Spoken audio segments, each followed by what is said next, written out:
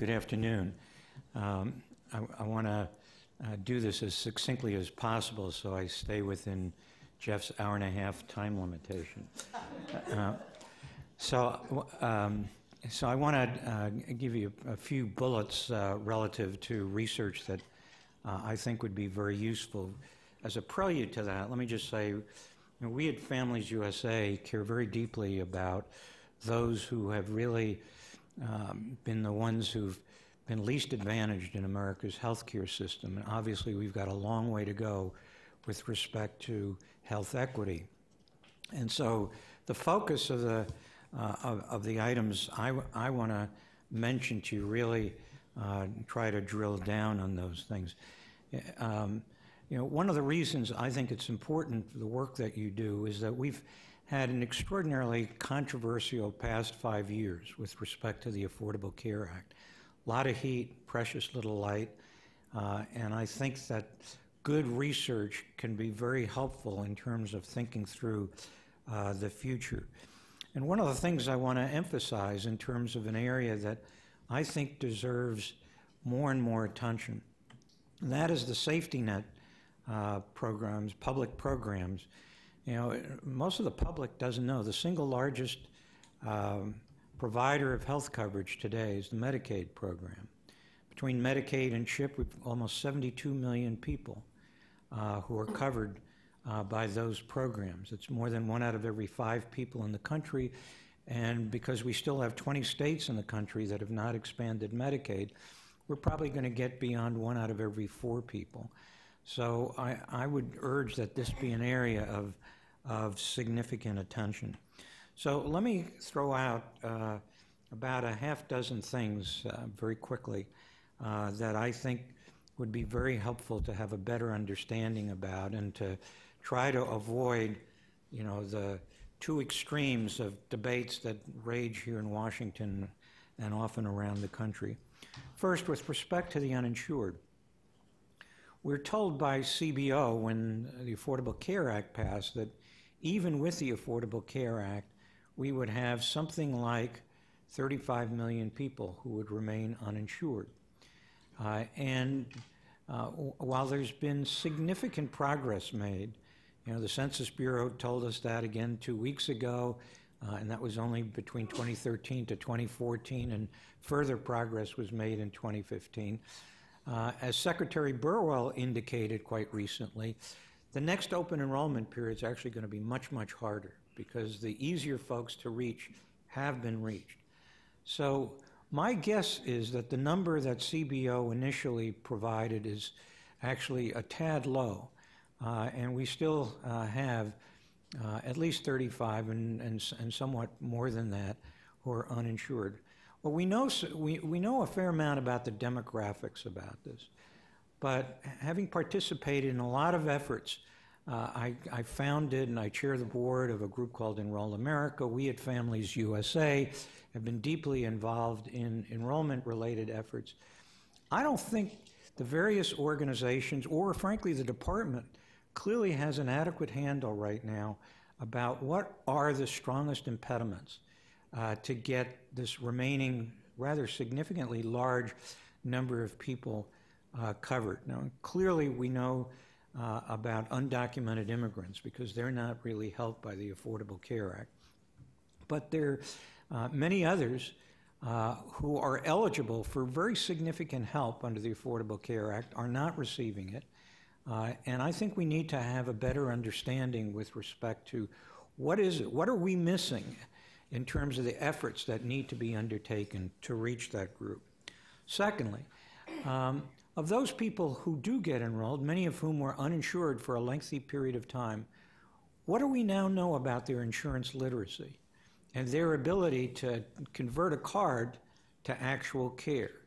And I will tell you just anecdotally, but it's anecdotal and that's not good enough, is that the people who have gotten enrolled in coverage for the first time, they don't often understand even basic definitions, deductibles, co-payments, let alone other matters that are very important to make sure that you can actually access care with your insurance card.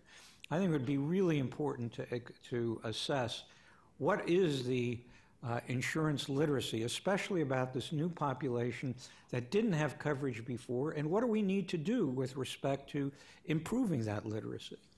The third is related to that. One of the new sets of groups that have come into being as a result of the Affordable Care Act are these groups of folks called navigators and assisters. I will tell you from experience that many of us have had, we think they are absolutely critical. They are a vital link to getting people coverage. But I will tell you that I think we're going to be facing very significant funding debates over the next few years. HHS has now made a commitment that the navigators that they have designated this year are same groups that they're going to try to fund over the following 2 years. But there's going to be significant downward pressure in terms of funding these groups. And I think they're the critical link in terms of getting people actually enrolled in coverage. I think it would be really useful to get some good analysis about the significance of what this new group has been doing, and to do it in an apolitical way so that we get a sense of how significant their role should continue to be. And one of the things that HHS has now said is they don't want to just have these folks active during the 3 months of open enrollment periods. They want them active throughout the 12-month of a year period so that they help people who get coverage actually get care. Next area, I think we're going to have a very significant transformation with respect to employer-sponsored insurance. Now, this is a political minefield. You know, the president said, if you like your coverage, you can keep it. That didn't quite work that way. But on the other hand, you've got others saying there's going to be this huge drop-off in employer-sponsored coverage. It is still the predominant way that people get coverage. My belief is that over the next bunch of years, we're going to see a significant reduction. I'm not even talking about Cadillac tax issue, which is going to be debated probably in Congress this year. But I believe that for smaller businesses, for medium-sized businesses, I think they're going to be very tempted, particularly as premiums are going up and also their enrollees are experiencing very significant increases in deductibles and copays. I think employers are going to say, you know, go to the marketplace. We're going to drop out. I think it would be really good to have some thoughtful analytical data that, assuming that does happen and there's some significant diminution of the approximate 150 million people who now get their coverage through employer-sponsored insurance, what is going to happen? What will be the quality of coverage they'll get? What it'll mean in terms of their insurance status? There's really room for a lot of analysis. Fifth area relates to the Medicaid program. Medicaid, I believe, will in the not too distant future be covering somewhere between 90 million people. It's now about 72 million if you include CHIP as part of that. Well, what are the experiences that people are having with Medicaid, and especially the difference from one state to the other in terms of the traditional Medicaid program and premium support programs? You're seeing a number of states. It started with Arkansas, but it's now in Michigan and Iowa, New Hampshire, where the Medicaid expansion is not truly a Medicaid expansion. It is a premium support system. And what do we know about how those different systems are serving low-income populations? What do we know in terms of their ability to afford coverage, the coverage that they're receiving, and some of the debated rules that are going to be coming up about you've got to have a job, there might be a limitation in how many years you can get coverage. It would be really helpful to have good data about that. And lastly, you know, as you saw from the Kaiser Family Foundation this past week, While premiums, especially employer-sponsored insurance premiums, are increasing somewhat moderately, about 4%. But what is really rising very significantly are deductibles and copays.